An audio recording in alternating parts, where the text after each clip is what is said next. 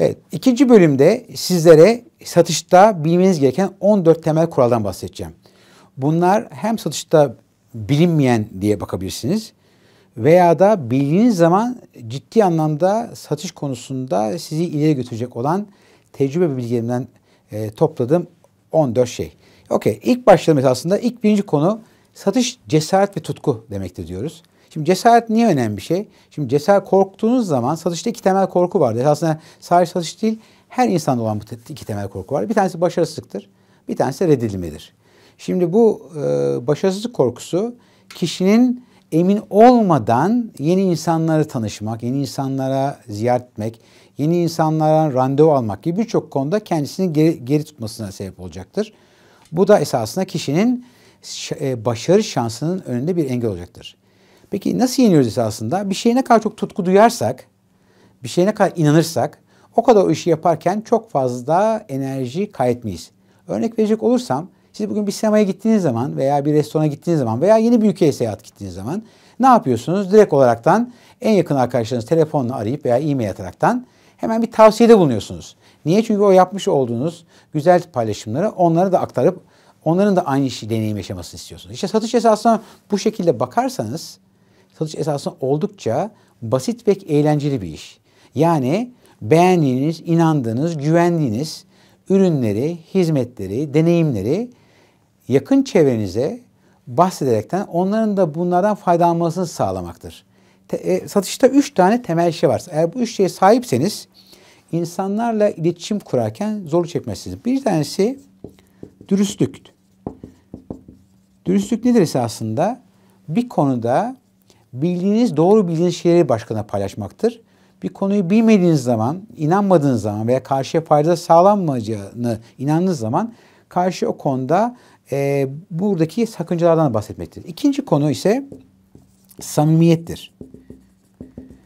Samimiyet ise karşımızdaki insanlarla herhangi bir maske takmadan, herhangi bir şekilde sattığınız ürün veya hizmeti onun alması konusunda eksik veya yanlış bilgi vermeden tamamen bir şekilde normal sohbet dilinde veya bir arkadaş ortamındaki şekliyle karşımızdaki insanlara ürün veya hizmetlerimiz hakkında bilgi vermektir. Üçüncü konu ise baktığımız zaman açık olmaktır. Açıklık veya tutarlılık diyelim bunun esasında. Bu da söylediğimiz şeylerin arkasında durabilmektir. Yani bir malı satmak için veya bir hizmet satmak için insanlara bir söz veriyorsak o sözümüzü yerine getirmektir. Sözümüzü veremeyeceğimiz hiçbir şeyi karşımızdaki insanlara satmak amacıyla veya ikna etmek amacıyla kullanmamamız gerekiyor. O yüzden de kişi eğer dürüstse, samimiyse ve tutarlı ve açıksa bu her zaman için sizin diğer insanlara çok daha rahat ikna etmenizi sağlayacaktır. Şimdi satışta dedik esasında nedir? En büyük korkumuz başarısızlık ve reddedilme. Bugün baktığımız zaman satışta reddedilmeden yani her gittiğiniz insana veya her aradığınız insana satış yapmayacağınız kesin. Çünkü bugün insanların ihtiyaçlarını ve isteklerini önceden tahmin etme imkanınız yok. Ne yapıyoruz aslında? Kafamıza göre potansiyel bir hedef kitle oluşturuyoruz. Onlara gidiyoruz. Ondan ürün veya hizmetlerimizden bahsediyoruz. Kişi eğer o anda ihtiyacı veya da ona karşı bir isteği varsa kişi sizde iş yapma anlaşması yapıyor. Bu kadar basit esasında. Hatta burada sattığınız ürün eğer çok değerliyse veya çok pahalıysa veya çok komplike ise veya çok büyük bir yatırım harcaysa tabii ki buradaki süreçler çok daha farklı olacaktır. Şimdi şöyle bir şey var esasında. Diyoruz ki her 10 kişiden bir kişi muhakkak sizinle iş yapar. Şimdi bu ne demektir? Şunu demektir esasında. Demek ki 10 kişiye ürünüm veya hizmetim hakkında bilgi verirsem bunlardan biri muhakkak benimle iş yapacaktır. Bu bir istatistiktir esasında. Bugün dünyanın en iyi basketbolcusu Michael Jordan'dır. Michael Jordan'ın başarı oranı baskette %50'dir. Şimdi diyeceksiniz ki %50 başarılı bir insanın başarısı oranı nedir? Yine %50. Demek ki dünyanın en başarılı olan insanlar bile eğer basketbolda 2 tane vuruştan sadece bir tanesi potaya giriyor. Bunu futbola veya golfe veya beyzbol gibi diğer sporlara uyarladığınız zaman buradaki başarı oranları %70'e kadar yakın çıkacaktır. O zaman şu olması lazım. Demek ki bir futbolcu kaleye gol atmadığı zaman veya gol atacağına inanmadığı zaman şut çekmemesi lazım. Bu hangi sonuçları doğurur? O zaman kişinin hiç şut atmasını engeller veya daha az şut atmasını engeller. Peki şut attığı zaman mı daha çok gol atma ihtimali vardır? Yoksa emin olduğu zaman şut attığı zaman mı daha çok gol atma imkanı vardır? Satışta böyle bir şeydir. Mümkün olduğu kadar çok kişiye temasa geçip şansımızı arttırmamız lazım. Tabii ki deneyiminiz ve tecrübeniz arttığı noktada bu gidip de görüştüğünüz insanlardaki hata oranınız günden güne azalacaktır. Ama hiçbir zaman için bu oran birebir olmayacaktır. Şimdi satışta yine görüşülen diğer konu, satıştaki yetenek ve pratik arasında ne fark var? Şimdi şöyle, yetenek sizin doğduğunuz bir şey, sahip olduğunuz bir şey. Pratik ise sahip olmadığınız bir şeyi veya sahip olduğunuz şeyi daha mükemmel hale getirmektir. Bu hafta sonu dünyanın en iyi 20. tenisçi hocasıyla birlikteydim. Kendi oğlu dünyanın en iyi 250. tenisçisi. Ve oğluna kızıyor. Dedi ki bana, her şeyi bildiğini iddia ediyor. O yüzden hiç ilerleyemiyor. Yeterince pratik yapmıyor. Kendini geliştirmiyor. O zaman da o şekilde kendini dünyadaki ilk 10 arasına sokamıyor. Şimdi ne kadar yetenekli olursanız olun, bilin ki yeterince pratik yapmadığınız noktada mükemmel olamazsınız. O yüzden yapmanız gereken doğru yeteneklerinizi keşfedip bunları pratikle mükemmel hale getirmeniz gerekiyor. Eğer siz iyi bir konuşma yeteneğiniz varsa bunu geliştirmek için daha çok konuşma yapmanız lazım veya da daha çok okuyup konuşmanın içeriğini zenginleştirmeniz lazım. Eğer sizin insanları ikna etme konusunda bir yeteneğiniz varsa insanları ikna etme konusunda kitaplar okumanız gerekiyor. Veya telefonda konuşma konusunda bir yeteneğiniz varsa o zaman telefonda konuşurken hangi soruları sormanız gerektiği konusunda kendinizi daha çok geliştirmeniz gerekiyor. Yetenek pratik olmadan bir işe yaramıyor. Pratik de yetenek olmadan bir işe yaramıyor. Yani hem yetenek hem de pratik birlikte olduğu takdirde satışta başarılı sonuçlar alacaksınızdır. İnsanlar çoğu zaman yetenekle kişiliği karıştırırlar. Yani bugün insanı gördüğümüz zaman kişinin kişiliği mi yeteneği mi olduğu birbirinden ayrılmaz. Esasında ikisi birbirinin içine geçmiştir. Eğer bir kişi esasında bir konuşma yeteneği varsa o kişiyi karizmatik olaraktan görebilirsiniz veya kişiyi ne bileyim ben çok daha başarılı görme imkanınız vardı. Ama esasen baktığınız zaman kişi burada yaptığı şey iyi bildiği bir şeyi veya sahip olduğu bir yeteneği doğru şekilde sergileyerekten karşıdaki insanları ikna ediyor ve onları büyülemiş oluyorlardır. O yüzden mümkün olan ne kadar çok yeteneğimizi kişiliğimizle birlikte sunduğumuz takdirde daha çok insanı etkileme imkanımız olacaktır. Şimdi bugün baktığımız zaman önemli bir şey iletişimde. Herkes iletişim, ilişki ve güveni karıştırmakta. Esasında bugün baktığımız zaman herhangi bir insanla eğer bir şey satmanız gerekiyorsa önemli olan doğru iletişim kanalını kurmanız gerekiyor. Yani bir insanla eğer doğru iletişim kurmazsanız o insanla bir ilişki başlatamazsınız. O yüzden ilişki kurmanın temelinde iletişim vardır. İlişkiyi kurduktan sonra ilişkiyi sürdürmenin temelinde yine iletişim yetenekleri vardır. Çünkü siz kişiyle belli frekanslarda görüşmezseniz, kişinin istediği şekilde onunla ilişki kurmazsanız o ilişkiler sürmeyecektir. İletişim ilişki olduktan sonra ortaya güven geliyor. Yani insan bir süre sonra ilişki olduğu insanlara güvenmeye başlıyor. Tabii ki dediğim gibi burada tutarlı çok önemli bir şey. İnsanlar güveni kazanmaları belki 10 yıl alırken kaybetmeleri 10 dakika alabiliyor. Ve en son tabii ki burada satış geliyor. Demek ki bugün baktığınız zaman öncelikle iletişim, sonra ilişki, sonra güven. Demek ki baktığımız zaman eğer siz doğru iletişimi oluşturamadığınız noktada satış yapma şansınız olmayacaktır. O zaman öncelikle yeni bir insanla veya yeni bir müşteriyle karşılaştığınız zaman yapmanız gereken hangi iletişim şeklini kurduğunuz takdirde karşıdaki insan bundan hoşlanacak. Sizden hoşlanacak, size güvenecek ki sizin istediğiniz ürün ve hizmetleri alma konusunda açık olsun. İyi satıcıların satış yaptığı anlaşılmaz. Niye esasına baktığınız zaman? Burada başka bir yetenek devreye giriyor. Doğal olmak, dürüst olmak. Eğer siz yani yaptığınız işi yaparken eğer bunu inanarak yaptığınız takdirde zaten çok fazla üzerinize baskı oluşmayacaktır. İkinci konu, kişi eğer yaptığı şey inandığı zaman aynı daha önce vermiş olduğum örnekteki gibi tavsiye şeklinde karşıdaki insana bahsedeceği için bu da çok bir şekilde doğal olacaktır ve karşımızdaki insan bundan doğal olaraktan daha çok etkilenecektir. Onun dışında kişi yapmacık olmamalı, maske takmamalı, mümkün olduğu kadar iletişim üzerine odaklanmalı ve karşımızda öncelikle kendimizi satmalıyız. Sonra ürünümüzü satmalıyız. Daha sonra ise şirketimizi satmalıyız. Çoğu insan tam tersini yapıp öncelikle şirketlerine, sonra ürün, sonra kendini satıyor. Ama bugün bilin ki 20. yüzyılda bilmeniz gereken önemli şey ki bugün fark yaratan veya rekabetçi ortam sağlayan veya sizin ürününüzün veya hizmetinizin alınmasını sağlayan tek şey sizsiniz. kendinizi bir ürün olaraktan, bir farklılık aracı olaraktan sunmadığınız takdirde her türlü rakip fiyatla veya taklitle veya değişik metotlarla sizi taklit edeceklerdir. Ama sizi taklit etmeye çok zor. O yüzden mümkün olduğu kadar yoğunluğunuzu, odağınızı veya da farklılığınızı kendiniz üzerine yapmanızda tavsiye var. Esasında her bir satıcı bir danışmandır. Şimdi konuşmak ve ikna etmek arasında hep konuşur. Ne fark var baktığınız zaman? Konuşuyoruz, ikna ediyoruz. İkisi arasında en temel fark, konuştuğunuz zaman bir amacınız yok. Bir insan saatlerce konuşabilirsiniz ama bir amacınız olmaz. Konuşmak için konuşursunuz. Ona bir sohbet ediyoruz.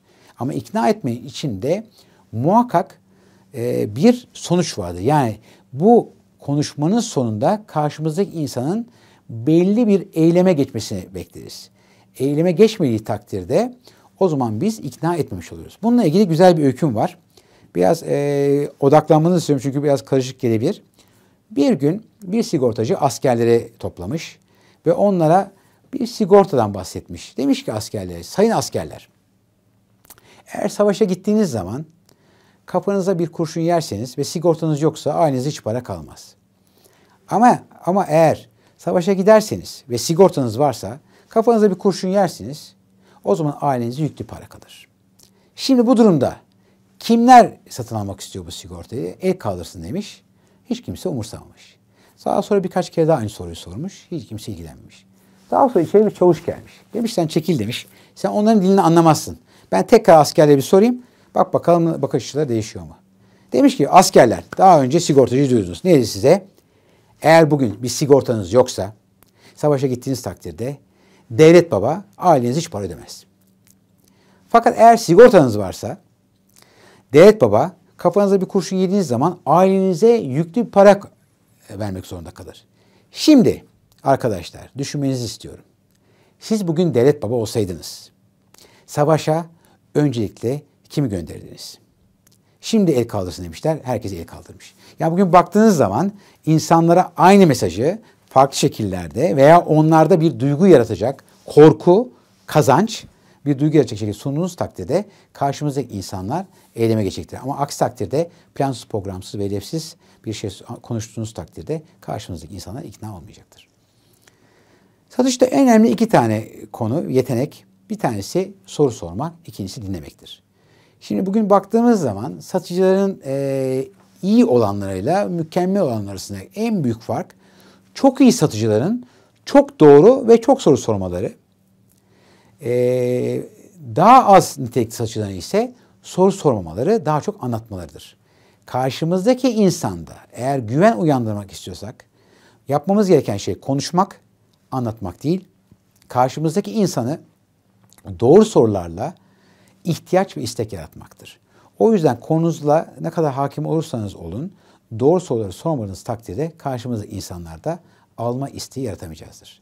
İkinci konu tabii ki dinlemektir. Dinlemek bugün dünyada konuşmaktan çok daha zor olan, tamamen odaklanmayı gerektiren, tamamen karşımızda insanı değerli kılan, tamamen kendimizi düşünmeden karşımızda insanı düşünmemizi sağlayan, sakin kalabilmemiz lazım, sabırlı kalabilmemiz lazım.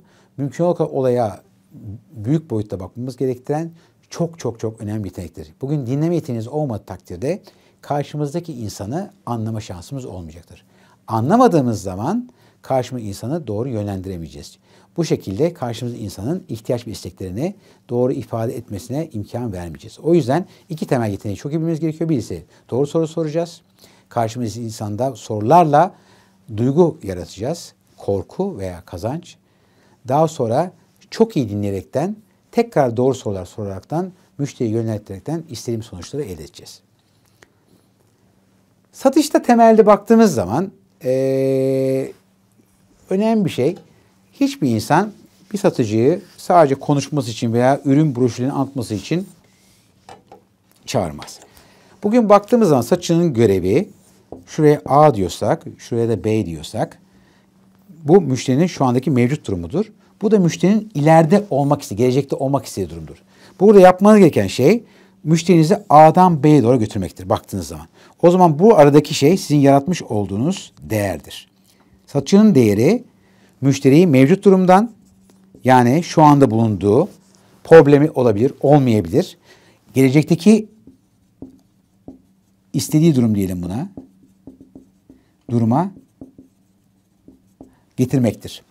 Burada yaratmış olduğunuz değer sizi diğer tüm satıcılardan farklı kılacaktır. O yüzden değer yaratmak demek, ürünün özelliği faydasından daha çok sizin müşterinin istediği sonuçları elde etmesi konusunda veya da problemleri çözmek konusunda bir aracı olmanız, bir danışma olmanızdır. Şimdi herkes konuşmayı çok sever ama kimse dinlemeyi sevmez. Satışta önemli şey gerektiği zaman susabilmektir. Şimdi susmak oldukça zor bir yetenek. Çünkü çoğu insan sessizlikten çok rahatsızlık duyar.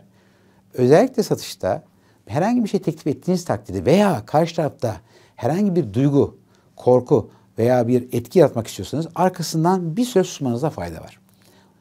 Ben özellikle emlak sektöründe birçok müşterim var. Ve bununla ilgili bir vermiş olduğum eğitimde şu soruyu sordum. Müşteriye teklif verdikten sonra hiç konuşmadan en uzun ne kadar süre sessiz kaldınız? Sonunda bir sessizlik oldu ve cevap 15 dakikaydı. Yani bir satıcı teklifini müşteriye verdikten sonra 15 dakika susmuştu. Bu bir dakikanın bile oldukça uzun süre olduğunu düşünürseniz 15 dakika bir kişinin susması kendine ne kadar güvendiğinin çok güzel bir göstergesi. O zaman belli noktalarda susmanız her zaman için müşterinin düşünmesine, hayal etmesine, imgelemesine ve yapmış ve kazanacağı veya kaybedeceği konusunda daha fazla hissetmesine imkan verecektir. Şimdi satışta yani insanlar bir süre sonra özellikle kariyerin ileri seviyelerinde en büyük esas önümüzde engel ben her şeyi biliyorumdur. Şimdi Amerika'da bir araştırma yapıyorlar. Şöyle Amerika'da özellikle hukuk sistemi çok geliştiği için hastalar doktorlarını dava ediyorlar. Ve Amerika'da bu oldukça yaygın bir süreç. Ve yapılan araştırma sonucunda şu ortaya çıkıyor ki en iyi doktorlar değil, esasında en iyiden daha az orta karar doktorların daha az dava edildiği ortaya çıkıyor. Bunun üzerine bir araştırma yapıldığı takdirde hastalara soruyorlar. Yani sen niye dava ettin bu dünyanın yani çok iyi doktorları? Diğer yandan daha az bilgili, daha az tecrübeli doktorları ise dava etmiyorsunuz. Ve bunun sonucuna çıkan sonuçta oldukça şaşırtıcı. Diyorlar ki müşteriler veya hastalar, bize çok soru soran doktorları ilgili buluyoruz ve onlar hata yapsa bile bunları biz görmemezlikten geliyoruz veya empatiyle karşılıyoruz. Fakat doktorlar gelip bilgi almadan bize direkt tavsiyede bulundukları takdirde biz bu doktorlar bizle ilgilenmediği için onlara karşı kötü duygular besliyoruz ve bu konuda herhangi bir hata olduğu takdirde onları dava etme konusunda hiçbir sakınca görmüyoruz. Yani sonuç olaraktan bugün karşımıza insan ne kadar çok soru sorup dinlersek ihtiyaçlarını tahmin etmek yerine ben biliyorum yerine hem karşımıza daha çok güven yaratacağız hem de satış önündeki en büyük avantajı kendimiz lehimize çevireceğiz. Şimdi satışla ilgili baktığınız zaman satışın hangi aşamasında en çok sorun yaşıyorsunuz? Burada benim deneyimlerimden en çok satışı kapatma. Yani bugün baktığımız zaman yani herkes bir ürünü anlatabilir, herkes sorular sorabilir ama satışı herkes kapatamaz.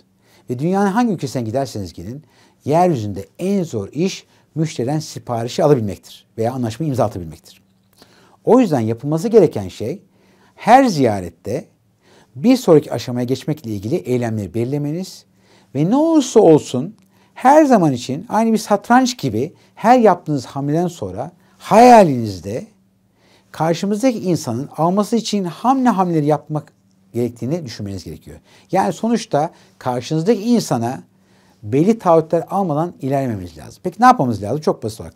Bunu sorabilirsiniz lazım. Mesela görüşmenin belli bir aşamasında diyebilirsiniz ki müşteriye, sayın müşteri bu konuda ne düşünüyorsunuz? Eğer müşteri karar verici değilse şunu sorabilirsiniz. Eğer siz karar verici olsaydınız bu konuda görüşleriniz olumlu olabilir miydi? Veya diyebilirsiniz ki aklınızda herhangi bir soru kaldı mı?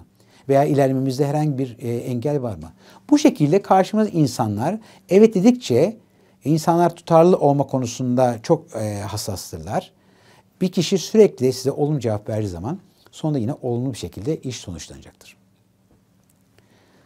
Satışta en korkulan şey herhalde itirazlardır. Şimdi itirazları ben çok severim. Çünkü itiraz karşımızdaki insan bize itiraz ediyorsa ilgi vardır. Karşımızda insan hiçbir şekilde soru sormuyorsa, hiçbir şeye itiraz etmiyorsa bilin ki satış yapma şansınız yoktur. İtirazlar esasında sizin için bir kurtarıcı rolünü yaparlar. Çünkü müşterinin neye odaklandığını anlamış oluyorsunuz. Yani müşteri ne odaklanıyorsa, diyor ki eğer teslimat soruyorsa onun için teslimat zamanı önemlidir. Eğer ekonomik olarak fiyat soruyorsa bilin ki bütçesel sıkıntısı vardır. Veya kişi eğer stok soruyorsa malın tedariki sorunu vardır. Yani müşteri hangi konuda itiraz ediyorsa veya hangi konuları gündeme getiriyorsa bu bir itirazı esasında müşterinin ihtiyacını ve isteğini net olarak anlamanız için bir araçtır. Ben onu şöyle itirazlar esasında bir kurtarıcı olarak görürüm. Ve itirazlar yoksa sevmeniz yerine bence üzülmenizde fayda var. Çünkü bilin ki o satış gerçekleşmeyecektir. Amerika'da yapılan araştırmalarda bir satışta başarılı bir sonuç için 7-8 tane itirazın oluşması gerektiği konusunda birçok araştırma vardır. Evet, geldik sonuna. Satışta en çok sorulan soru şu. Peki ben satışı ne zaman kapatmam lazım? Satışı kapatmak için doğru zaman ne zamandır? Şimdi satışta ne zaman kapattığınız, nasıl kapattığınızdan daha önemlidir. Çünkü insanlar temelde duygusaldır. Ve duygularımız sürekli gider gelirler. Yani insanın hiçbir zaman ruh hali veya duyguları sabit kalamayacağına göre kişinin de bir şeye evet demesi ve daha sonra evet dediği şeye hayır demesi oldukça kolaydır. Çünkü insanlar bir karar verdikleri anda o andaki sizin demin başında bahsettiğim gibi coşku ve enerjiyle en üst seviyedeyken istekleri de en tepede olur. Ve kişi o anda alma isteği olduğu için de hemen karar verip almaya kalkar. Ama daha sonra kişi ben bakayım, sorayım dediği zaman kişi çevresinden etkilenebilir, ruh hali değişebilir, daha önce ihtiyaç gördüğü şeye ihtiyaç görmeyebilir. Bununla ilgili bir tane örnekle sunumu bitirmek istiyorum. Bir gün oğlumla birlikte bir alışveriş merkezinde gezinirken bir dükkana girdik. Oğlum o zamanlar herhalde 16-17 yaşındaydı. Ve ayakkabı denedik. Ayakkabı denedik. Dedim beğendin mi dedim. Yok yok baba dedi. Biraz daha bakalım dedi. Neyse ayakkabıyı giydik çıkardık. Dedik biz biraz bakalım tekrar geliriz. Genelde çoğu müşteri çıktıktan sonra gelip tekrar alma ihtimalleri %10 civarıdır. Yani biz dükkandan çıktığı zaman onun tekrar dönme ihtimali %10 kadar düşük bir oran. Sonra çok yakın bir mağazaya girdik. Ve bir ayakkabıya daha baktık. Esasında oğlum fark etmemiştim. O ayakkabı daha önce beğenmediği veya da emin olmadığı ayakkabının birebir aynısıydı. Ve o ayakkabı daha pahalı olmasına rağmen oğlum çok istediği için ben de almayı kabul ettim. Sonra dükkandan birlikte çıktığımız zaman oğlum bana 16 yaşındaki 16 yaşındaki bir çocuğun zekası şunu dedi. Baba ya dedi satıcı ne kadar önemliymiş dedi. Esasında orada tek fark birinci satışın ilgisizliği veya da çok ilgi göstermemesi diğer satıcının oğlumu özellikle duygusal anlamda tatmin etmesidir.